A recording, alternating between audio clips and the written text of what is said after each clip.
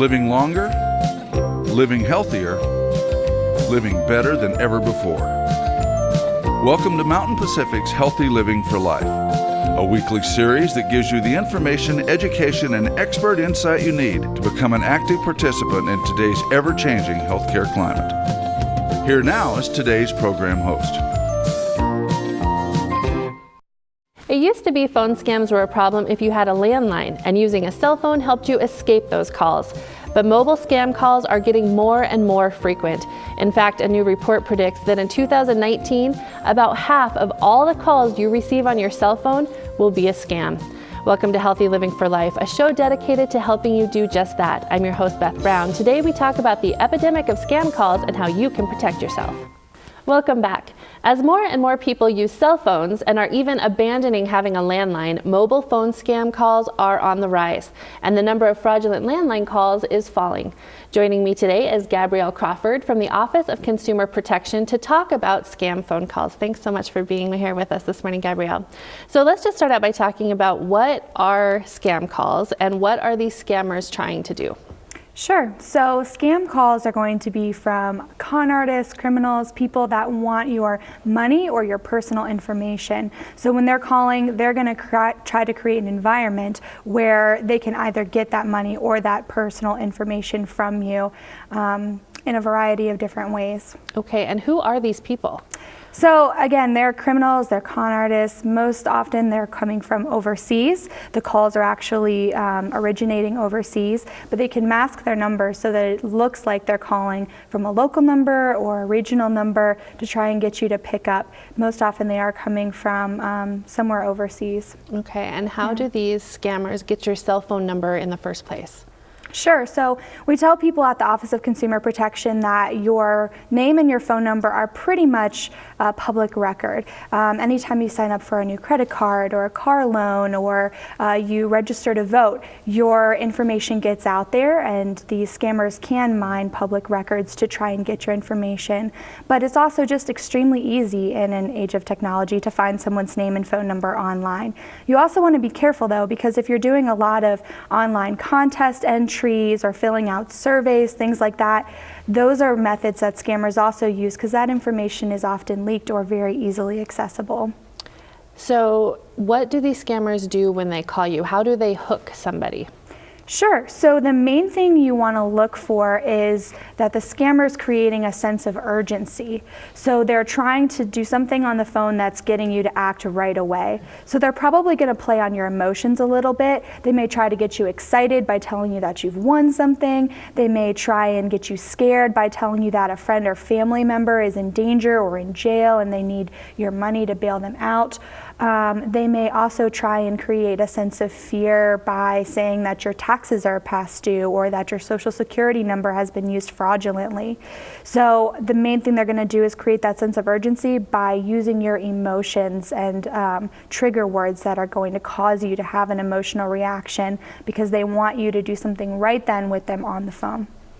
You mentioned earlier that these scammers use a variety of methods, also ways to get into your phone too, right? So that you can actually get a person on the phone, you can get a text message, or you can get something that's called a robocall. Can you talk about what a robocall is? Sure. So a robocall would be a pre-recorded message that is sent out using an auto-dialing system like a computer or a machine that's going to be blasting a lot of numbers in a very short time. So when you pick up, it may sound like a real person, but it's a pre-recorded message, or it may sound like a computerized voice that's reading you a message.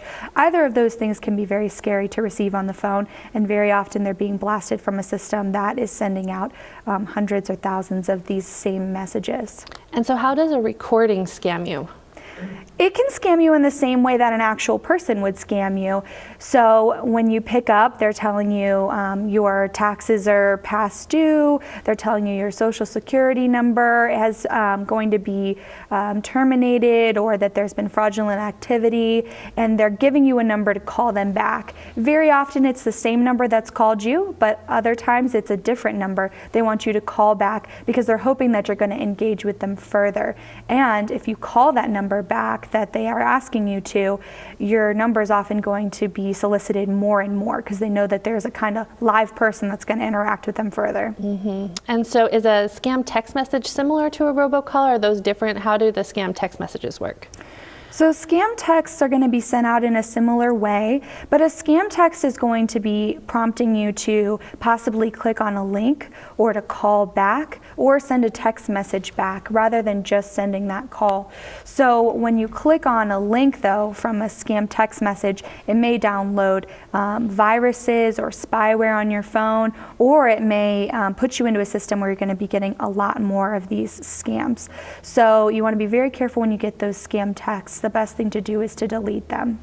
So you did talk about this a little bit earlier, but a term that I just used in getting ready for this show is neighborhood spoofing. Can you explain what that term means? Sure. So scammers are unfortunately smart, and they know that if they're calling from Jamaica, you are much less likely to pick up a phone call from a Jamaican number than you are to pick up from a local number. So in Montana, where they're all 406 numbers, they know that Montanan consumers are more likely to pick up if it's a 406 number. So what these scammers can do is mask their number using a technique called spoofing, which basically tricks your caller ID into thinking that they're calling from a number that would be very local to you. So they can basically use any number that they want. They can trick you into thinking your own number is calling you, which is obviously very confusing. Yeah. But it's basically, neighborhood spoofing has made it so that it is less safe to pick up from local numbers because more and more scammers are using that tactic to try and convince you to pick up the phone. Do these scammers target certain kinds of people, or can anyone be scammed? Anyone can definitely be scammed. We get reports from people of all age demographics, from high schoolers to senior citizens. No one's phone is truly safe anymore, unfortunately, with the number of spam calls and robocalls going out.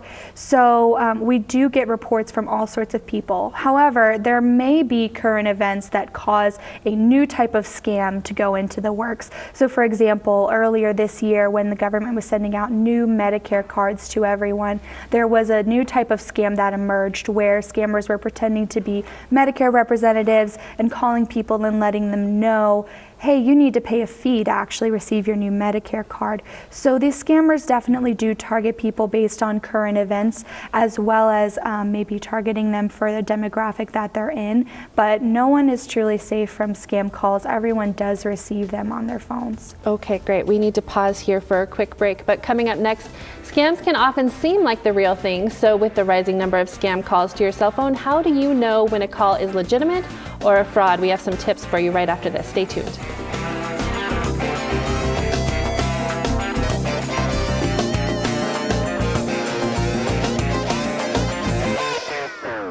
Welcome back. Phone scammers can pose as someone in authority or as someone from an agency or organization you might know. They can also take advantage of current events, so their call seems like the real deal. So how are you to know whether you can trust a caller? Gabrielle Crawford from the Office of Consumer Protection is still with us and has some tips. So thanks for sticking around with us, Gabrielle. So what are some of the common phone scams that people should know about so they can recognize those right away? The IRS scam is still a huge issue. It's one that's gotten a lot of attention, but there are still scammers out there who are calling to tell you that they are calling from the IRS. It's changed a little bit now. Sometimes scammers call and say, we're from the investigation team of the FBI and we're calling about your taxes. Or they'll say, you know, I'm someone calling because your back taxes have gotten out of hand and I need to help you. So really the key word there is your taxes. So you want to be careful about IRS related scams because they're not just as cut and dry as saying, we're the IRS, you need to pay us money now, unfortunately. Grandparent scams or relative scams where someone's on the phone and they're saying, Grandpa, Grandma, this is me, I'm in jail, I need money for bail. Those are unfortunately very common as well. And we're definitely seeing a rise in Social Security number scams where there's people impersonating the Social Security Administration or pretending to be an officer saying that your Social Security number has been used fraudulently in another state. That is a very common one we're hearing about right now, and the goal of that one is to get you to pay so that your Social Security number isn't basically erased or terminated, which could really affect a lot of people who are on Social Security and are worried about their benefits being affected. Sure. So those are some of the big ones right now. So if it isn't one of the common ones, or even with some of these that are becoming more frequent, are there red flags that people can automatically be on the lookout for to say this might not be the real thing? Mm-hmm. The biggest red flag is that sense of urgency that we talked about. As soon as someone on the phone is trying to make you feel like unless you do something right now, there's going to be a big problem, something terrible is going to happen, you definitely want to look out for that. You want to ask yourself, is this person trying to pressure me into making a decision very quickly? And take the time you need to decide whether or not this is a scam. One tactic you may want to use is if you feel like someone's trying to make you feel urgent or frenzied on the phone, say, well, let me get your callback number. I'll give you a call back. And then after you hang up, you can call someone you trust or talk to someone in person that you think can maybe be a second set of ears on this issue. And they can help you determine whether or not that's a scam call, if it's something you're having difficulty over the phone figuring out. You can also call our office or your local consumer protection office and ask them if this is something they're familiar with. Perfect. And that was actually going to be my next question, is if you're on the phone and you think, I don't think this is legit, so slow down, ask for their callback number. Any other tips that you would give to kind of try to investigate on your own and figure out if this is a real call or a scam? Sure. So if it's a call that is pretending to be a business, you can ask them to give you the name of the business and the business's address. And then that'll help you do a little bit of investigation on your own. Businesses or scammers that are impersonating businesses, they're not going to want to give you that information, because if they were to give you their real address, you would know that it was a scam. So if they're telling you, we can't give you our business name or we can't give you our address, that's a pretty big red flag. You also want to keep an ear out if they're asking you to purchase any gift cards or if they're asking you to wire any money. Those are some of the main ways that scammers operate these days, is using gift cards, asking you to go down to your store and purchase iTunes gift cards or Google Play gift cards. And they'll want you to give them the codes right there and then over the phone and make it seem urgent, or they'll ask you to wire money. Basically, anytime someone's really pressing you for your personal information or for your money, creating that sense of urgency, those are the big things you want to keep an eye out for. Okay, and as you say, that's what they're after, is money or something with your identification. So what are some tips that people should absolutely not do when they are on the phone with somebody? Sure. So your date of birth and your social security numbers are your two most important forms of personal identification. You really want to be careful, not just when you're on the phone, but when you're filling out forms or contest entries or mailers. You don't want to add that information unless absolutely necessary. Your date of birth and social you want to keep very safe. Those are the personal identifiers, and obviously you don't ever want to send money to someone who's just called you on the phone. If you get a call from a charity and you're worried it may be a charity scam, you can ask them to mail you a donation envelope, and then that'll give you that opportunity to look a little bit further when you see that mailer come in. Okay, perfect. And what about if it's one of those robocalls, it's a recording? What do you do in that case? So what we tell people to do in a robocall scenario where they've picked up the phone and it's a recorded message that is playing, we tell them to hang up without making any sort of communication with that system. So you want to hang up the call without talking into your phone, without pressing any numbers. If the system is saying, please press 1 if you'd like to be removed from this list, don't fall for it, don't press 1. Okay. If you interact with that system, it's basically going to send feedback to that robocall system that says, this is a live person that may be available for more solicitation.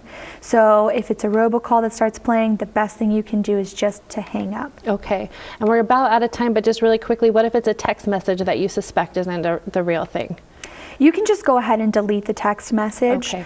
You can report it to your consumer protection office, but you don't want to press any links and you do not want to call back those numbers. You want to make sure that that text is somewhere it's not going to do any harm, and deleting it is sometimes the best thing. Perfect. Great tips, Gabrielle. Thanks so much. We need to pause again, but coming up next, what can you do to stop phone scammers and unwanted calls to your cell phone? And what are mobile companies and authorities doing to help you with that? We're going to talk about that and much more right after this. Stay with us.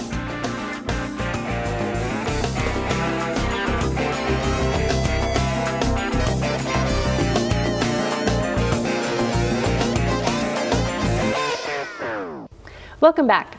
Not all unwanted calls, robocalls, and mass text messages are illegal or even scams. Gabrielle Crawford from the Office of Consumer Protection is here with us this morning to talk to us more about some of the federal rules and what those are when it comes to making these calls, and what happens when scammers make these calls illegally, and what you can do to protect yourself and others from those calls. So Gabrielle, thanks again for sticking around with us. So the Federal Communications Commission, or the FCC, they put rules into place when it comes to telemarketing and robocalls. Can you talk about some of those rules for these calls that could be legitimate and are not scams?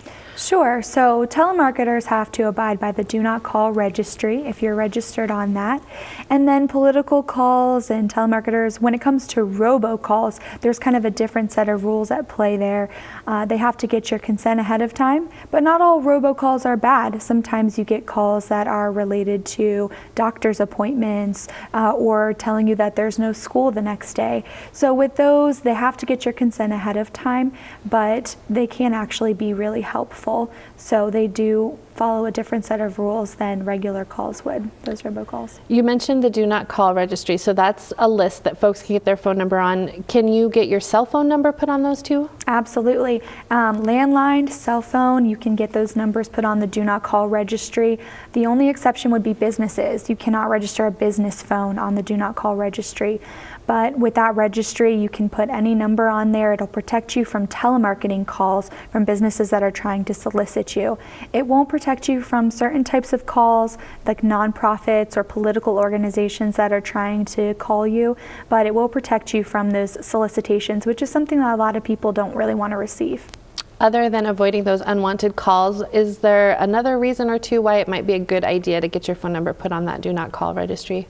Yeah, I think the most useful thing is that it kind of helps with the process of elimination when you're trying to figure out if a call is a scam or not. So if you're registered on that Do Not Call registry, businesses are not allowed to solicit you.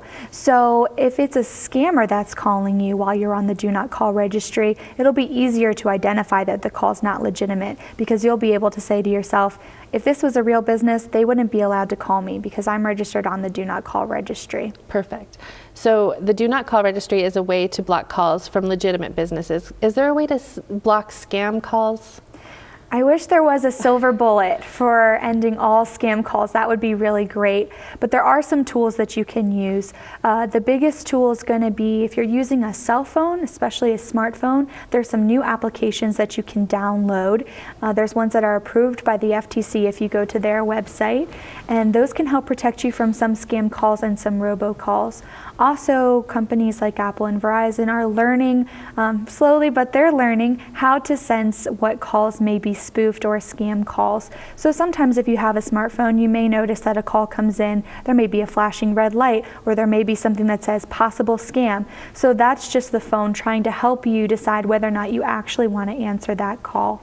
Another tool you may want to use is not picking up from numbers you don't recognize for a little while, just letting them go to voicemail. If it's a person that really does need to get a hold of you, most likely they'll leave a voicemail. Okay, that's great advice. And what about text messages? Can you block those if they're scams? Sure. So when you block a number from your phone, manually from your phone, say, I don't want to receive calls from this number anymore, it will also block text messages from that number. Okay, perfect. So we're going to talk about how to report these calls and texts, but before we do that, there's a difference between scam calls and spam calls. Can you talk about the difference between those two kinds? Sure. Both kinds are unwanted, but spam calls are probably legal and scam calls are probably not. Spam is going to be trying to get a donation from you if they're a nonprofit, trying to get a business from you if they're a business. So they're going to be trying to get you to act in a way that's benefiting their nonprofit or their business or their organization. They may still be unwanted though. Scam calls are going to be ones that are trying to get your money or your personal information, and they are malicious calls. They're actually trying to do some harm to you to get that information from you. Okay, and so the scam calls are the ones that people maybe want to report. Can you talk about how they would go about doing that? Sure, so they can reach out to their local consumer protection office, or they can reach out to the FTC. The FTC keeps a national registry, and your Office of Consumer Protection would keep a state registry of those scam calls. So reporting them to either of those agencies is a great idea. It helps us establish patterns so that we can do better education and prevention. Okay, and so then after you file that report, what happens? So when we get reports at our office, we use it to help inform what kind of education and prevention we do. Again, we also can try and investigate a little further, especially if there's a number or set of numbers or particular type of scam that's affecting a lot of Montanan consumers, since our office deals with the Montana consumer protection. How often do these scammers actually get caught? Not as often as we would like. There's a huge amount of resources that goes into catching these scammers because unfortunately most of them are located overseas. Even when we have very good English speakers on the line, most of those times the calls are originating overseas. There was a recent instance where a ring of IRS scammers got busted in the Mumbai, India area, but that took several years and a lot of resources. Wow. So unfortunately, it does take a lot more than you would think to catch these scammers. So we're about out of time, but I want to just really quickly, for those folks, they've given money and they realize it's a scam. Now what do they do?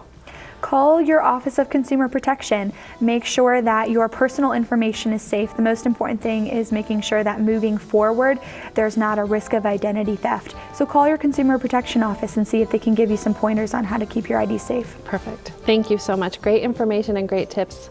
And I appreciate you being here, and thank you so much for tuning in this week. Be sure to join us again next week. Until then, stay fit, stay well, and stay healthy for life with Healthy Living for Life. Have a great week, everybody. Healthy Living for Life is brought to you by Mountain Pacific Quality Health.